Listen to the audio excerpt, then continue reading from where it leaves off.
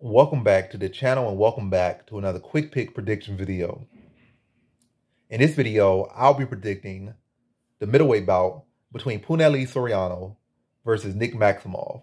So I'll see this right here. So I was expecting a lot more from Nick Maximov. I was disappointed. I was also disappointed with Punahele Soriano's last fight against forgetting his name right now, but Brendan Allen, not Arnold Allen. Arnold was a British featherweight, but Brendan Allen, I was disappointed in that fight from Punahele Soriano. Expected more from striker, was not super impressed, and he did lose. But at least Nick Maximov won. Does that mean I'm going to pick him? Much lower tier level competition, bottom tier middleweights right there. Entry level versus Brendan Allen, who's one of the brighter prospects in this weight class. But ultimately, I don't see Brendan Allen going on to win no belts or challenge for no belts like that. But could see him being a good guy to stick around, probably be a low-level, mid-level gate guardian, potentially if he chooses to stick around and that's the career he wants for himself. Or maybe go to another league and win belts. But yeah. We're not talking about Brendan Allen, though. But, yeah. Punahele Soriano versus Nick Maximov. I was not super impressed by, I expected much better striking from Nick Maximov, given that he trains under the Diaz brothers. But it's not like they're the greatest strikers, necessarily. They are themselves.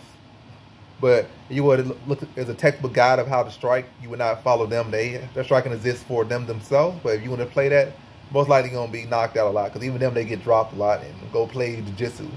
So yeah, play guard, play jiu-jitsu.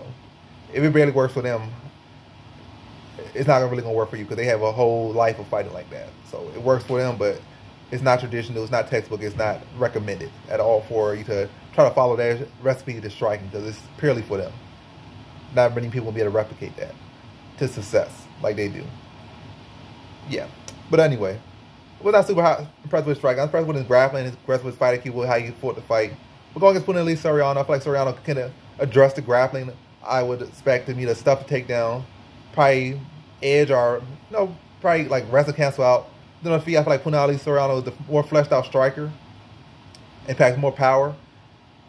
And I see this as a very competitive, very close fight, but ultimately I feel like Punahele Soriano will be more comfortable on the feet, will land the heavier shots, land more shots, land the more simple shots, and dictate the pace of this fight.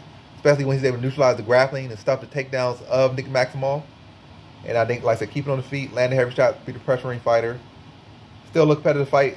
Still Maximov trying to latch on to him, try to tie up with him, try to work some takedown, try to get his own striking off. Like, keep it competitive, keep it close on his out. Punahele Soriano just had one-way traffic, but ultimately, I feel like Soriano will be the one controlling the pace of this fight, landing the heavier shots, and dictating where this fight takes place. And getting his hand raised in a competitive decision, but a clear decision. I got Punahele Soriano via decision.